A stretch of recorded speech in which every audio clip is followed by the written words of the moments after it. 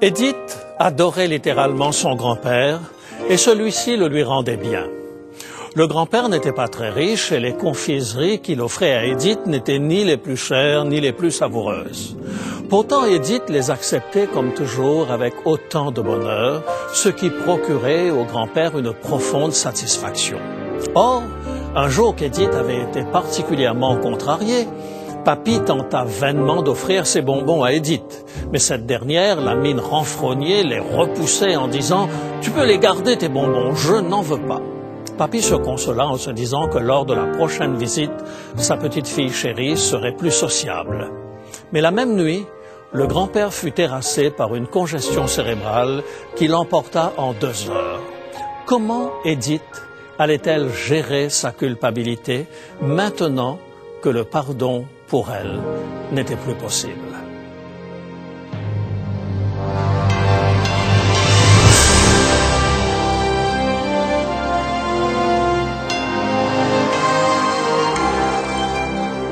Elle a résisté à l'épreuve du temps. La Bible, le livre de la révélation, est toujours d'actualité dans le monde complexe d'aujourd'hui. Voici, il est écrit. C'est un message de foi et d'espérance que vous présente maintenant José Élysée.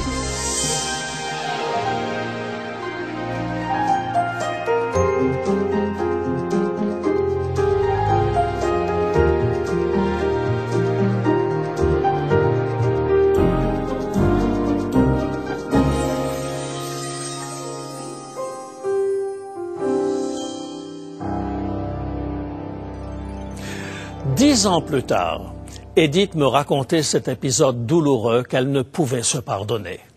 Pourquoi ai-je été si méchante avec mon grand-père ce jour-là? Je donnerais n'importe quoi pour pouvoir lui demander pardon. Portez-vous enfouis quelque part au fond de votre mémoire des regrets semblables que vous tentez vainement d'oublier? Rejouez-vous 1000 fois les mêmes scénarios en leur inventant une fin plus heureuse? Bien des thérapeutes vous diront que la culpabilité, vraie ou fausse, peut provoquer des désordres comportementaux des décennies après les faits.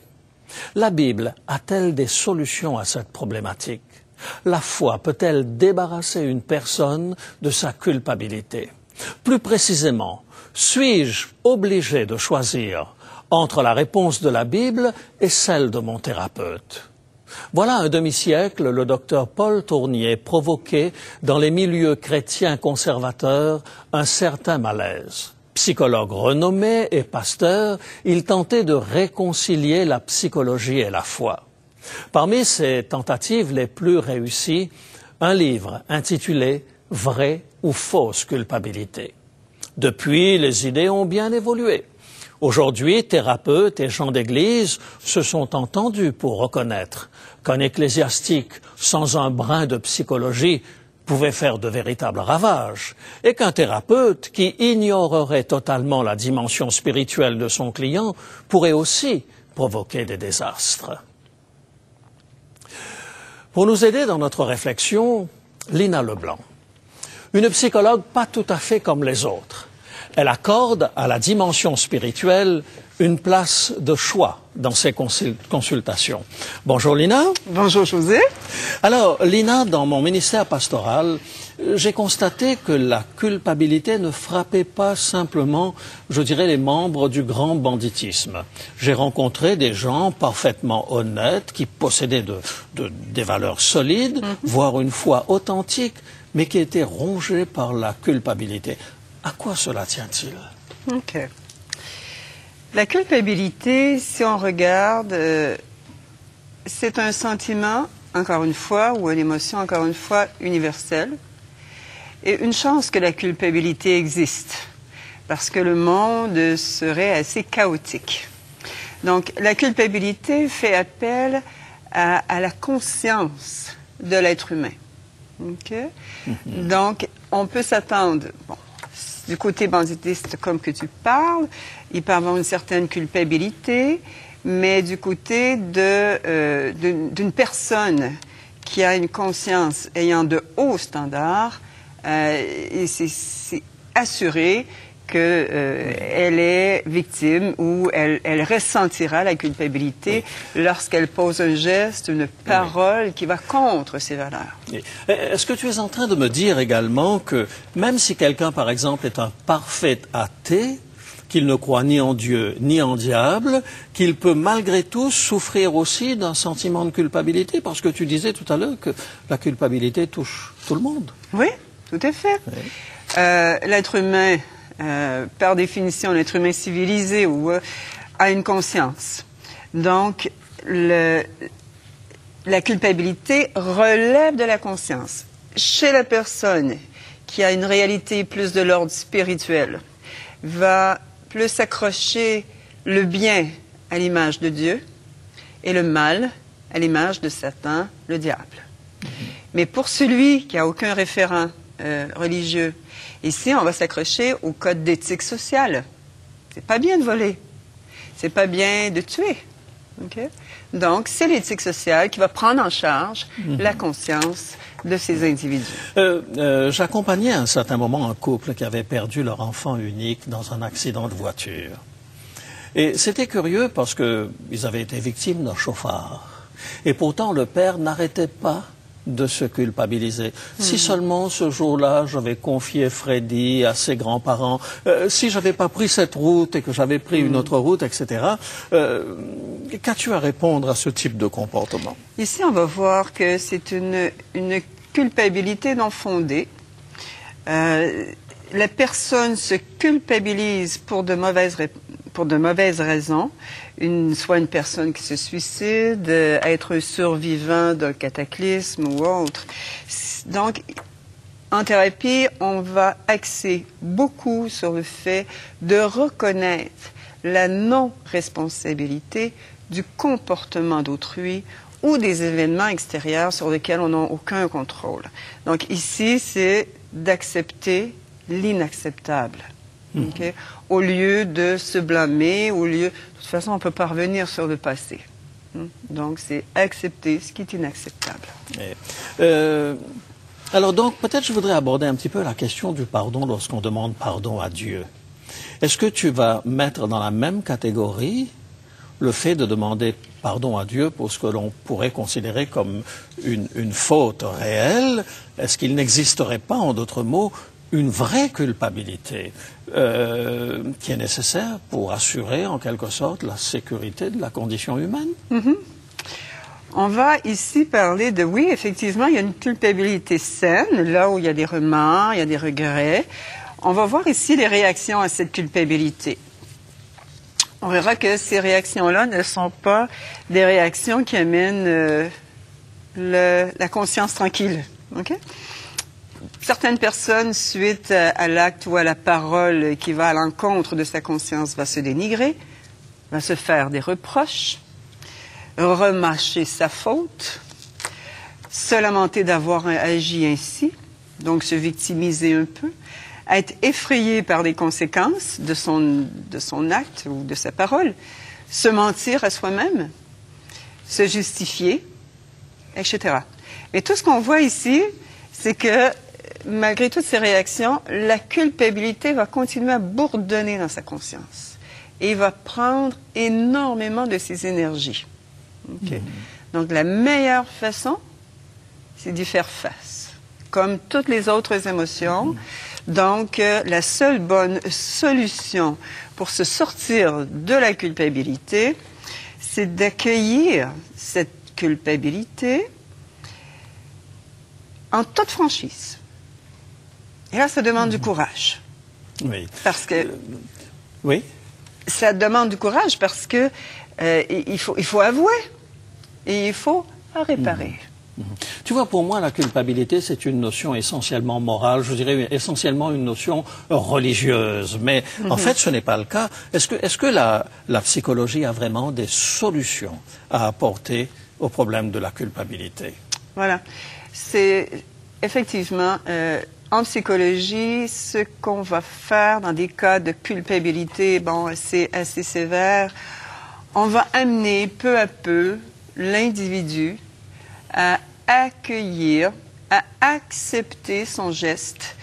dans lesquels il se punit sévèrement ou se juge sévèrement, et de pouvoir porter un regard d'acceptation sur la faute pour pouvoir se libérer de cette emprise de la culpabilité et par la suite aller vers ce qui a causé préjudice et aller réparer. Et la personne va ressortir grandie de ça par la suite. Alors, je souris un peu lorsque tu parles de responsabilisation, parce que je visitais il y a quelque temps une famille, et puis la mère de famille était visiblement débordée, avec son travail à l'extérieur, s'occuper des enfants à la maison, du ménage, etc., etc. Et elle me disait justement qu'elle n'avait pas une minute à elle. Et voilà que le téléphone sonne. Alors, elle, avec un soupir, elle décroche le téléphone. Et je l'entends dire, mais non, tu ne me déranges absolument pas.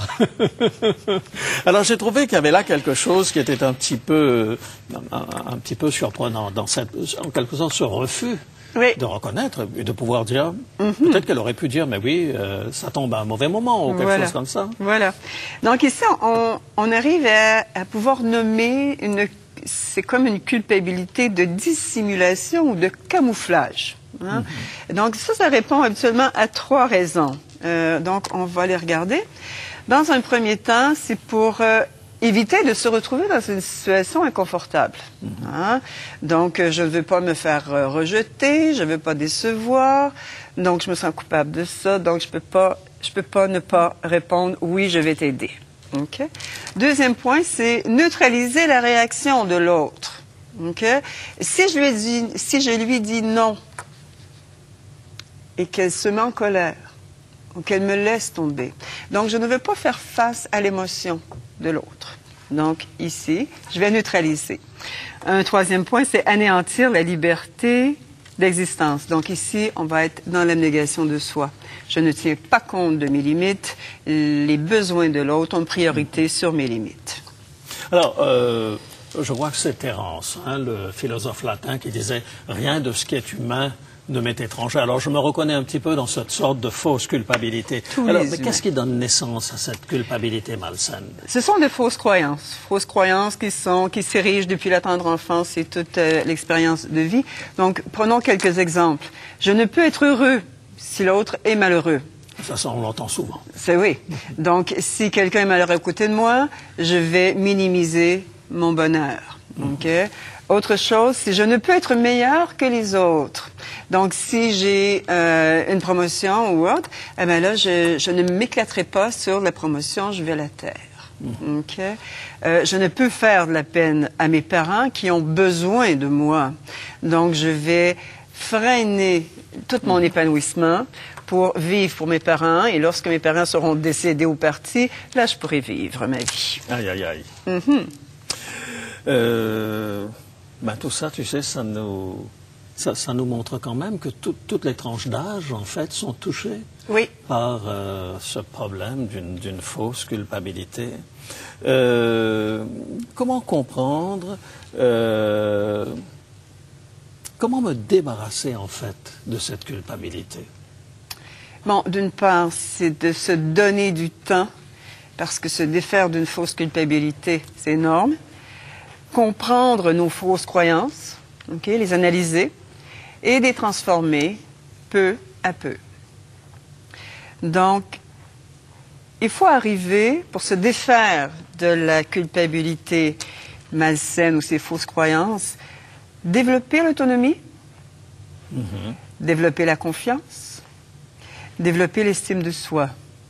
Et avec ces 3 facteurs, nous pourrons être ce que l'on est. J'aime bien t'entendre t'exprimer avec autant de calme et de sérénité. Alors peut-être juste une petite prescription pour terminer. Donc, prescription pour s'affranchir d'une culpabilité, porter un regard franc sur la cause de la culpabilité, accepter la pleine responsabilité de ses actes, réparer les blessures, les conséquences encourues et surtout se pardonner à soi-même. Ah, j'aime beaucoup le dernier point. Apprendre à se pardonner à soi-même. Alors donc, le premier point, porter un regard franc sur la cause de la culpabilité. Oui. Accepter la pleine responsabilité de ses actes. Réparer les blessures. Ça, c'est peut-être un petit peu plus difficile, plus technique. je dirais. Ça demande beaucoup de courage. Ça demande Merci beaucoup de beaucoup. courage. Merci beaucoup. Ça nous permet d'apprendre à gérer l'ensemble de nos émotions. Et nous aurons certainement le plaisir de nous retrouver. Absolument, c'est toujours un plaisir. De ces émotions extraordinaires. Un homme de la Bible a vécu les 4 étapes de la prescription du jour. Et celui qui les lui a appliquées n'est nul autre que Jésus lui-même. Lisons le récit de cette réhabilitation dans l'évangile de Jean au chapitre 21 à partir du verset 2. Évangile de Jean, chapitre 21 à partir du verset 2. Simon-Pierre, Thomas, appelé Didyme, Nathanaël de Cana en Galilée, les fils de Zébédée et 2 autres disciples de Jésus étaient ensemble. Simon-Pierre leur dit « Je vais pêcher ». Ils lui dirent « Nous allons aussi avec toi ». Ils sortirent et montèrent dans une barque, et cette nuit-là, ils ne prirent rien. Suis-je loin de l'intention du texte si j'affirmais ici que Pierre tentait d'oublier sa trahison? Il avait déclaré à Jésus avec force serment, « Si les autres t'abandonnent, moi, je ne t'abandonnerai point. » Pourtant, au chant du coq, lorsque Jésus était traîné de tribunal en tribunal, Pierre, sans état d'âme, par 3 fois, avait nié connaître Jésus. La suite du texte nous montrera qu'il n'était pas encore guéri de sa culpabilité et des souffrances connexes. En se lançant dans cette pêche nocturne, Pierre tentait probablement d'oublier sa félonie. Il n'est pas impossible que les autres disciples aient soupçonné chez Pierre un désir confus d'en finir lui aussi avec sa culpabilité, tout comme l'avait fait Judas. Leur désir de l'accompagner montre bien cette souffrance qui tenaille les vrais amis, témoin impuissant des ravages de la culpabilité dans le cœur d'un compagnon torturé. Pierre a-t-il déjà accepté la pleine responsabilité de ses actes? On peut en douter par la désinvolture avec laquelle il répondra à Jésus un peu plus loin. Cette guérison de l'âme, que les disciples, amis intimes de Pierre, ne savent pas encore pratiquer, Jésus allait leur en faire une magistrale démonstration. Après leur nuit infructueuse de labeur, Jésus se tient sur le rivage.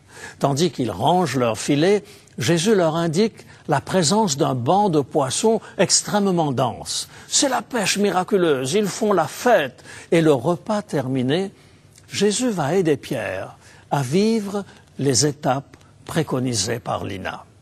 Premièrement, amener Pierre à accepter la pleine responsabilité de ses actes. Et ce, par une simple question, celle qui établit la relation de cœur à cœur. Jean chapitre 21 et le verset 15. Après qu'ils eurent mangé, Jésus dit à Simon-Pierre, « Simon, fils de Jonas, m'aimes-tu plus que ne m'aiment ceux-ci » Il lui répondit, « Oui, Seigneur, tu sais que je t'aime. » Jésus lui répondit, « Paie mes agneaux. » « Oui, Seigneur. » Jaillit la réponse spontanée de cet homme, réputé impulsif et primaire. « Tu sais que je t'aime. » Mais Jésus ne se satisfait pas de cette déclaration de principe. Pierre doit accepter la pleine responsabilité de son acte s'il veut être guéri. C'est pourquoi au verset 16, Jésus réitère sa question. Il lui dit une seconde fois, « Simon, fils de Jonas, m'aimes-tu » Pierre lui répondit, « Oui, Seigneur, tu sais que je t'aime. » Jésus lui dit, « Paie mes brebis. » À ce qu'il considère être une question de principe, Pierre donne à nouveau une réponse de principe. Lorsque mon épouse me pose la même question, j'ai souvent tendance à répondre comme Pierre, « Mais tu le sais bien que je t'aime. » Mais elle non plus ne se contente pas de cette réponse de principe. Elle cherche d'abord mon regard, et quand elle l'a trouvé, elle réitère sa question, « Est-ce que tu m'aimes ?» Plus d'échappatoire possible. Et c'est seulement à ce moment-là que nous allons vers une déclaration d'amour authentique. Si Jésus ne l'a pas fait physiquement, c'est moralement qu'il a cherché le regard de Pierre. Il lui dit pour la 3e fois, « Simon, fils de Jonas, m'aimes-tu » Enfin, Pierre assume l'entière responsabilité de ses actes. Et il permet à Jésus de passer à la seconde étape, la repentance et le pardon.